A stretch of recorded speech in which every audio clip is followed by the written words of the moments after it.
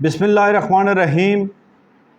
अल्लाह ताला के अज़मत, इज़्ज़त और बढ़ाई वाले नाम से अपनी बात का आगाज़ करना चाहता हूँ, जिसके कब्ज़ा कुदरत में हम सब की जान है। करोड़ों दरूद व सलाम हुज़ूर सरवर कायनात की ज़ात अक़दस पर, जो वजह तख्लीक़ कायनात हैं। इस्लामाबाद टुडे के डिजिटल चैनल से मैं हूँ आपका होस्ट सरदार शौकत महमूद।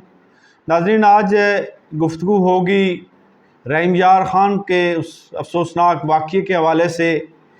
रहीम यार ख़ान के कच्चे के इलाके में जो कच्चे के डाकुओं ने पंजाब पुलिस के 12 पुलिस एहलकारों को रॉकेट लॉन्चर के फायर करके शहीद कर दिया, उस हवाले से आज खुद सिविल आग के साथ आपकी खिदमत में हाज़िर हो रहा हूँ। नाज़रीन, इस वक्त मुल्क पाकिस्तान में जो पॉलिटिकल और माशी इंस्टेबिलिटी है, उसकी वजह से मुल्क पहले से ही बहरान का शिकार है। लेकिन उसके साथ साथ ये जो वाक़यात शुरू हो गए हैं, मैं समझता हूँ कि ये और भी ज़्यादा तशवीशनाक हैं। और रहीम यार ख़ान कच्चे के इलाके में जो वाक़या पेश आया और जिसके नतीजे में 12 पुलिस एहलकार पंजाब पुलिस के शहीद हो गए, उनकी शहादत पर हमें दिली अफसोस है।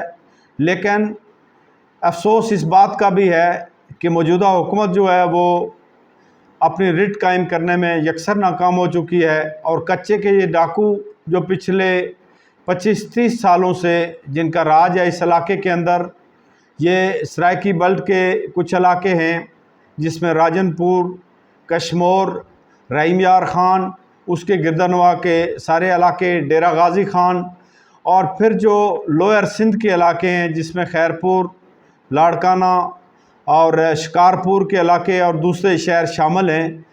ये इलाका जो है ख़ास तौर पर इसमें डाकुओं का राज है। और जो 6.5 लाख अराज़ी जिस पे ये डाकू कच्चे के एरिए में काबिज़ हैं, वो सारी सरकारी ज़मीन है। और उस सरकारी ज़मीन में चूँकि वो बड़ा फर्टाइल एरिया है, एग्रीकल्चर के हवाले से वहाँ पे गंदम होती है और दूसरी एशिया होती हैं, और करोड़ों रुपए के वहाँ पे जो है वो सालाना जो है आमदनी होती है। उन सारे वसाइल पे ये डाकू जो मुख्तलिफ़ इलाकों से, जो सिंध के मुख्तलिफ़ इलाकों से, बलूचिस्तान के मुख्तलिफ़ इलाकों से और पंजाब के सराइकी बेल्ट के मुख्तलिफ़ इलाकों से आके वहाँ पे आबाद हुए हैं, उस पे काबिज़ हैं।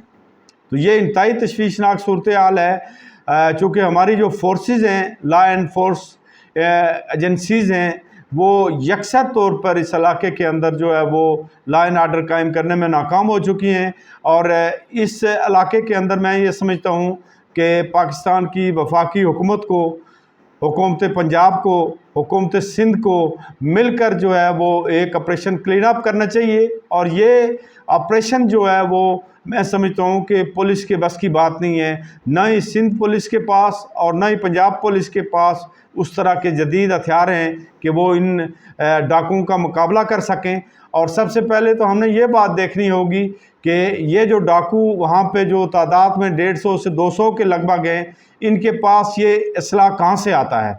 सबसे पहले तो हमने अपनी उन एजेंसीज़ के हवाले से देखना होगा कि एजेंसी किस बात को देख रही हैं और ये असला यहाँ पे किस लिहाज से पहुँचता है, कौन सी ताकत है, कौन सी वो मुल्क दुश्मन ताकत है जो असला इन डाकुओं तक पहुँचाती है। तो इसकी तफसील में मैं ये जानना चाहता हूँ कि वहाँ पे जो गिरदोनवा के अंदर जो भी बड़े बड़े सरमायादार हैं, जो सरदार हैं, जो वडेरे हैं, जो जागीरदार हैं, वो इनको प्रोटेक्ट करते हैं। और उनका बुनियादी मकसद ये होता है कि ये लूट मार का जो माल होता है, वो माल भी, उसका हिस्सा भी उन तक पहुंचता है। और फिर ख़ास तौर पर यही सरमायादार, जागीरदार, वडेरे जब 5 साल के बाद इलेक्शन में हिस्सा लेते हैं, तो फिर इन्हीं डाकू जो ग्रोह होते हैं, ये कच्चे के डाकू, फिर जो है इनके गैंग तश्कील दे के वो मुख्तलिफ़ इलाकों में मुख्तलिफ़ पोलिंग स्टेशन में भेजते हैं और वो वहाँ पे ठप्पे लगा के फिर इनको कामयाब करते हैं। तो ये मैं समझता हूँ कि ऊपर से लेकर नीचे तक एक ऑपरेशन क्लीन अप की ज़रूरत है। और इसमें हुकूमत पंजाब को हुकूमत सिंध को और वफाकी हुकूमत को फौरी तौर पर इक़दामात करने चाहिए। और ये जो ऑपरेशन है ये पुलिस के बस की बात नहीं है, ये पाकिस्तान की आर्मी ही कर सकती है और जो जदीद असलाह से लैस हो। और इसमें जब तक आप बड़ा असलाह इस्तेमाल नहीं करेंगे, मुकम्मल तौर पर इन डाकुओं का खात्मा नहीं करेंगे, और जब भी कोई छोटा मोटा वहाँ पे ऑपरेशन होता है कि ये डाकू भाग के तो सिंध के अंदरून इलाकों में चले जाते हैं, और जब ये ऑपरेशन ख़त्म होता है तो फिर वापस आ जाते हैं। ये एक ही वक्त में ऑपरेशन क्लीन अप करके इस ज़मीन को जो सरकारी अराज़ी है इसको वागज़ार करा के हुकूमत को अपने कब्ज़े में लेना चाहिए, और ताकि ये डाकू राज जो है वो ख़त्म हो सके। और इस डाकू राज का ख़ात्मा करने के लिए ज़रूरी है कि जो सिंध से आने वाले, बलूचिस्तान से आने वाले, KP से आने वाले, पंजाब से आने जाने वाले उन जो गरीब मुसाफिरों को जो अब रोज़गार के सिलसिले में और जो सफ़र करते हैं मुख्तलिफ़ गाड़ियों में, उनको रास्ते में आते जाते लूट लिया जाता है।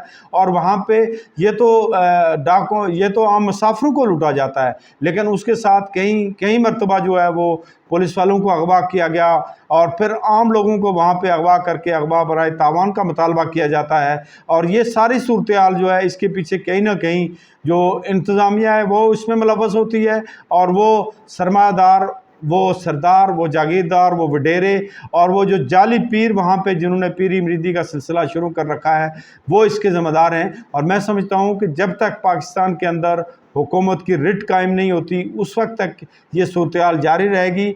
और इस एक तरफ तो पक्के के डाकू जो है उन्होंने 25 करोड़ आवाम का जो है जीना हराम कर रखा है, और दूसरी तरफ जो कच्चे के डाकू हैं उन्होंने मुल्क के गरीब, मस्कीन और गरीब लोगों का जीना हराम कर रखा है। और वहाँ पे कोई हुकूमत की अमलदारी नहीं है, कोई रिट कायम नहीं है। इसलिए मैं हुकूमत वक्त से ये मुतालबा करना चाहता हूँ पाकिस्तान की वफाकी हुकूमत से, पाकिस्तान की जो दोनों बड़े सूबों में, जो एक सूबे के अंदर पीपल्स पार्टी की हुकूमत है और एक मुस्लिम लीग नून की है, इन तीनों हुकूमतों से ये मैं मुतालबा करना चाहता हूँ कि फौरी तौर पर कच्चे के इन डाकुओं पे हाथ डालने के लिए वो पाक फ़ौज के ज़रिए बड़ा ऑपरेशन लॉन्च करें ताकि अवाम सुख सांस ले सकें।